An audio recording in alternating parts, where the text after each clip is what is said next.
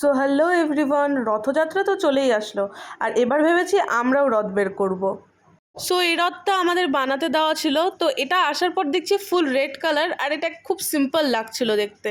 তাই ভাবলাম আমার কাছে যখন ফেব্রিক আছে একটু ফ্লাওয়ার বা কিছু একটু আলপনা টাইপসের ডিজাইন করে দিই। তো সেটাই আজকে করছি আর সেটাই আপনাদের সাথে শেয়ার করব।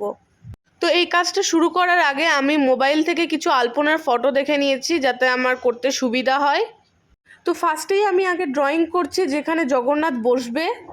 আমি কিন্তু আগে থেকেই ভেবে রেখেছিলাম উপরটাতে সার্কেল টাইপসেরই ডিজাইন করব।